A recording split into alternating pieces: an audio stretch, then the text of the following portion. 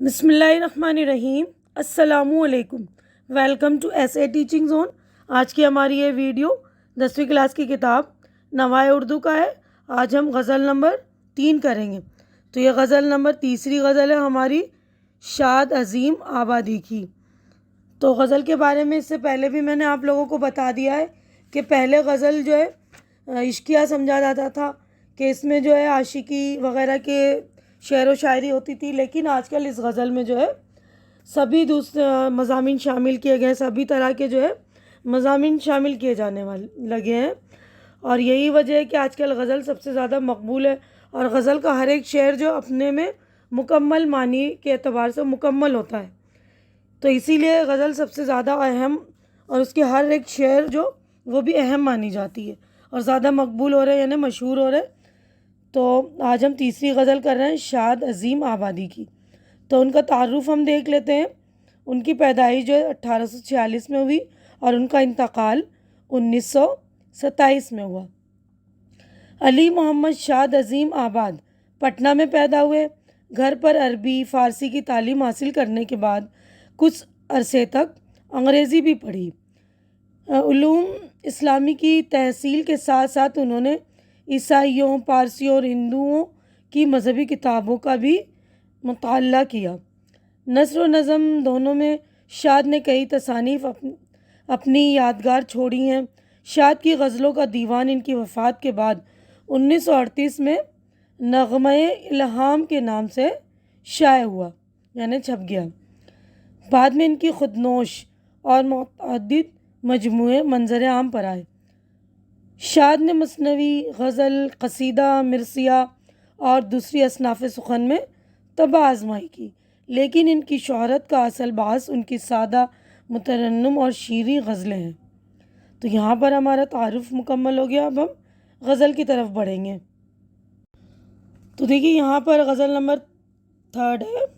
تو ایک ایک شعر یعنی 2 مصرع میں پڑھ کر آپ لوگوں کو اس کو ایکسپلین کر دوں گی، اس کی تشریح کر دوں گی۔ تو آپ لوگ جب سیاق و سباق کے حوالے سے آپ کو پیپر میں کہا جائے گا لکھنے کے لیے، تو اگر اشعار دیے جائیں گے یعنی زیادہ شعر دیے جائیں گے ایک سے زیادہ، تو آپ یہ لکھ لیں گے اس غزل کے اشعار شاد عظیم آبادی کی غزل سے لیے گئے، یا ایک شعر دیا جائے گا تو بولیں گے یہ شعر جو ہے شاد عظیم آبادی کی غزل سے لیے گئے ہیں، ہے نا۔ اس کے بعد ہم اپنی تشریح کریں گے۔ تو پہلا جو ہے شعر میں پڑھ کر آپ کو تشریح کر دوں گی۔ ڈھونڈو گے اگر ملک ہو ملنے کے نہیں نایاب ہیں ہم، تعبیر ہے جس کی حسرت و غم، ہم نفس و وہ خواب ہیں ہم۔ تو اس والے شعر میں شاعر کہہ رہا ہے، یہ پہلا مطلب یہ غزل کا پہلا شعر ہے، تو یہ غزل کا مطلع ہے۔ اس میں شاعر کہہ رہے ہیں کہ ایک وقت آئے گا جب ہم اس دنیا میں نہیں رہیں گے، لوگ ہمیں ملک ڈھونڈیں گے، مگر ہم کسی نایاب چیز کی مانند نایاب شے کی طرح ہاتھ نہیں آئیں گے۔ یاد رہے کہ ہم ایسے خواب کی مانند ہو جائیں گے جس کی تعبیر سوائے حسرت اور غم کے کچھ بھی نہیں۔ ہمیں پانے کی خواہش ادھوری رہے گی اور نہ ملنے پر تمہیں افسوس رہے گا۔ اب نیکسٹ شعر پڑھیں گے ہم۔ اے شوق پتا کچھ تو ہی بتا، اب تک یہ کرشمہ کچھ نہ کھلا، ہم میں ہے دل بیتاب نہاں یا آپ دل بیتاب ہیں ہم۔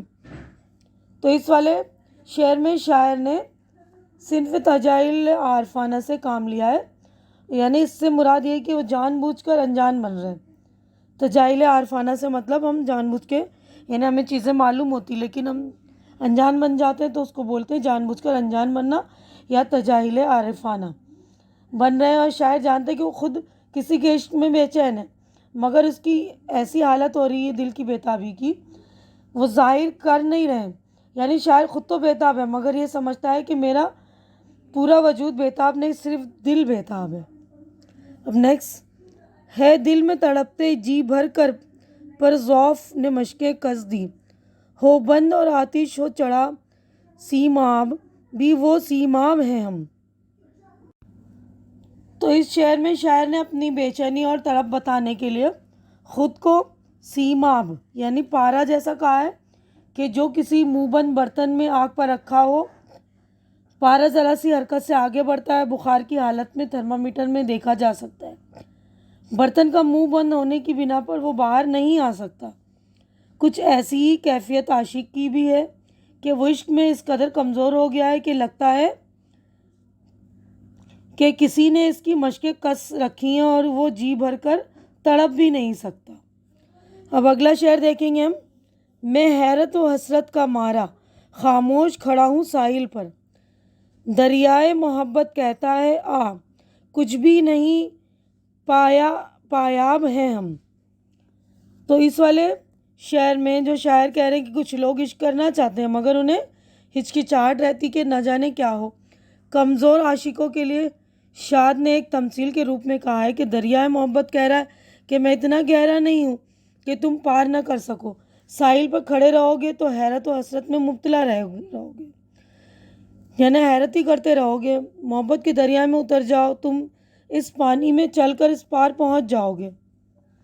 شاد اس شعر میں عشق پر غور و خوض کرنے کے لیے نہیں کہتے بلکہ دعوت عمل دے رہے ہیں کہ اگر ٹھان لی ہو تو پھر دریائے عشق میں چھلانگ لگا دو۔ اب نیکسٹ پڑھیں گے ہم شعر۔ لاکھوں ہی مسافر چلتے ہیں، منزل پہ پہنچتے ہیں دو ایک، اے اہل زمانہ قدر کرو، نایاب نہیں کمیاب ہیں ہم۔ تو اس والے شعر میں شاد کہہ رہے ہیں، شاعر جو ہیں، کہ منزل پانے کے لیے لاکھوں لوگ سفر تو کرتے ہیں مگر منزل تک کم ہی لوگ پہنچتے ہیں۔ یہاں منزل سے مراد منزل عشق ہے۔ دوسرے مصرعے میں شاد کہہ رہے ہیں کہ اہل زمانہ کو ہماری قدر کرنی چاہیے کہ ہم وہ ہیں جنہوں نے عشق کی منزل کو پا لیا، ہم نایاب نہیں کمیاب ہیں، یعنی کم ملنے والے، یعنی ہمارا شمار ایسے لوگوں میں ہوتا ہے جو اپنی منزل تک پہنچتے ہیں، اسی لیے ہماری قدر کرنی چاہیے۔ اب اگلا شعر پڑھیں گے ہم۔ مرغان قفس کو پھولوں نے اے شاد یہ کہلا بھیجا ہے، آ جاؤ جو تم کو آنا ہو، ایسے میں ابھی شاداب ہیں ہم۔ تو اس والے شعر میں شاعر موسم بہار کی طرف اشارہ کر رہے ہیں کہ موسم بہار ہے، ہر طرف پھول کھلے ہوئے ہیں مگر پھولوں کو چاہنے والے پرندوں یعنی بلبل جو ہے پنجرے میں بند ہے۔ شاد نے لہلاتے ہوئے پھولوں کی جانب سے کہا ہے کہ اے بلبلوں، ہماری بہار دیکھنی ہے تو تم کیسے رہائی حاصل کرو، ایسا نہ ہو کہ تمہارے آنے تک ہم مرجھا جائیں، ہے نا۔ تو ہماری یہ والی غزل ہو گئی ہے مکمل۔ یہ لکھنے والے جو شعر ہیں ان کا نام ہے شاد عظیم آبادی۔ اب اگلے صفحے پر ہم چلتے ہیں۔ تو دیکھیے اس والے صفحے پر ہماری مشق ہو گئی سٹارٹ۔ یہ لفظ و معنی یعنی الفاظ اور معنی ہے، ورڈ میننگ۔ نایاب جس کا پانا ممکن نہ ہو یعنی انتہائی قیمتی۔ تعبیر معنی تفسیر۔ ہم نفسوں مراد بہت سے دوست آشنا رفیق۔ نیہا چھپا ہوا پوشیدہ۔ پایاب اتنا پانی جسے چل کر پار کیا جا سکے اتھلا پانی کم پانی۔ کمیاب جو چیز کم پائی جائے۔ مرغان قفس پنجرے میں قید پرندے۔ شاداب ہرا بھرا سرسبز تر و تازہ۔ ضعف کمزوری۔ مشقیں کسنا ہاتھ پیچھے کی طرف باندھ دینا مراد بے بسی مجبوری۔ سیماب پارا، سیماب کا مطلب ہوتا ہے پارا۔ اب اس غزل سے متعلق غور کرنے کی بات ہے، دیکھیے غور کرنے کی بات لکھا ہے غزل کے تیسرے شعر میں۔ شاعر نے اپنی بے بسی کو اس پارے سیماب سے تشبیہ دی ہے جو آگ پر رکھے ہوئے برتن میں بند ہے، یعنی سیماب جو تھرمامیٹر ہوتا ہے نا اس میں بند ہوتا ہے اور ذرا سی تپش پا کر وہ اوپر چڑھنے لگتا ہے لیکن باہر نہیں آتا۔ تو اب یہاں پر دیکھیے سوالوں کے جواب لکھیے اسٹارٹ ہو گیا ہے۔ تو پہلا سوال ہے نایاب ہیں ہم سے شاعر کی کیا مراد ہے؟ تو جواب دیکھ لیجئے۔ تو دیکھیے جواب اس کا ہے لفظ نایاب کے لغوی معنی ہے ایسی شے جسے پانا آسان نہ ہو۔ بسا اوقات نایاب انتہائی قیمتی شے کے لیے استعمال ہوتا ہے جسے حاصل کرنا آسان نہیں ہوتا ہے۔ یہاں نایاب ہیں ہم سے شاعر کی اپنی ذات مراد ہے کہ شاد جیسا شاعر پھر نظر نہیں آئے گا، یعنی مرنے کے بعد وہ نایاب ہو جائیں گے۔ سوال نمبر 2 ہے غزل کے 5ویں شعر کی وضاحت کرتے ہوئے نایاب اور کمیاب کا فرق بیان کیجیے۔ تو جواب یہ شعر بھی شاد نے اپنے لیے کہا ہے کہ زمانے کو ہم جیسے لوگوں کی قدر کرنی چاہیے. ہم ابھی نایاب نہیں ہوئے، البتہ کامیاب ہیں. یعنی ہم جیسے لوگ عام طور پر نہیں ملتے، اور جو شے آسانی سے دستیاب نہیں ہوتی اسے کامیاب کہا جاتا ہے. اور جس شے کو پانا ممکن نہ ہو وہ نایاب ہے. جیسے انسان مر جائے تو وہ نایاب ہو جاتا ہے، ہم اس شخص کو دوبارہ حاصل نہیں کر سکتے. اب سوال نمبر 3 ہے، حیرت و حسرت کے مارے شاعر سے دریائے محبت کیا کہتا ہے؟ جواب: دریائے محبت کا کہنا ہے کہ میں اس قدر گہرا نہیں ہوں کہ تم پار نہ کر سکو. اس دریا میں اتنا کم پانی ہے کہ تم بآسانی چل کر اس پار پہنچ جاؤ گے. دوسرے عاشقوں کو حیرت و حسرت سے نہ دیکھو، خود دریائے محبت میں اترو. ٹھیک ہے، تو اچھی طرح سے آپ لوگ شعر کو سمجھ کر کویشچن کے آنسر دے لیجیے گا. اب نیکسٹ ہے ہمارا عملی کام یعنی پریکٹیکل ورک ہے. تو غزل میں دیکھیے قافیہ وغیرہ بھی میں نے سمجھا دیا. آپ لوگ میرے گرامر کی پلے لسٹ میں جا کر غزل کی تعریف وغیرہ دیکھ لیں گے، اس میں سب کچھ ڈیٹیلنگ میں نے سمجھا رکھا ہے کہ غزل کے قافیوں کی نشاندہی کیجیے. تو غزل کے قافیے ہیں: نایاب، خواب، بیتاب، سیماب، پایاب، کمیاب اور شاداب. اب سیکنڈ ہے، غزل کے ان 2 اشعار کی نشاندہی کیجیے جس میں غزل کی ردیف ہم شاعر کے بجائے کسی اور کے لیے استعمال کیے گئے. غزل کے چوتھے شعر میں ہم دریائے محبت کے لیے اور مقطع میں ہم پھولوں کے لیے استعمال ہوا ہے. ٹھیک ہے نا، تو یہیں پر ہماری جو ہے غزل ہو گئی کمپلیٹ. سارے جو ہے کویشچن آنسر بھی مطلب ہمارا سارا کام، مشقی کام جو ہے کمپلیٹ ہو چکا ہے.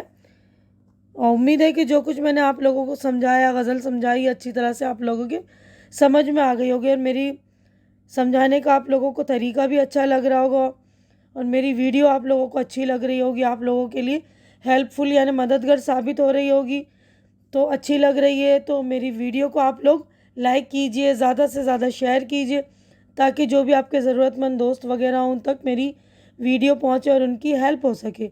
اور میرے چینل کو سبسکرائب کر کے آپ لوگ میری بھی ہیلپ کیجئے اور میری ویڈیوز دیکھا کیجئے، تاکہ میری بھی ہیلپ ہو سکے، میری ہمت افزائی ہو، ہمت بڑھے ہماری اگلی ملاقات انشاءاللہ نیکسٹ غزل میں ہوگی. تب تک کے لیے آپ لوگ اپنا خیال رکھیے، مجھے دعاؤں میں یاد رکھیے. اللہ حافظ.